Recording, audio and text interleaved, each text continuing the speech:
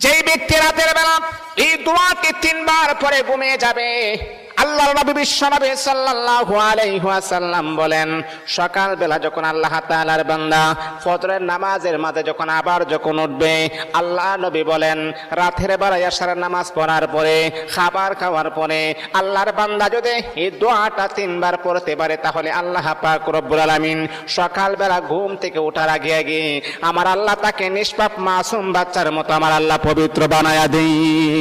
দোয়াটা সবাই আমরা জানি, আমরা সবাই কিন্তু দোয়াটা জানি, কিন্তু আমরা আমল করি না। দোয়াটা হলো আস্তাগফিরুল্লাহাল্লাযী লা ইলাহা ইল্লা হুয়াল হাইয়ুল কাইয়্যুম ওয়া আতুবু ইলাইহি লা হাওলা ওয়ালা কুওয়াতা ইল্লা বিল্লাহিল আলিয়্যিল আযীম।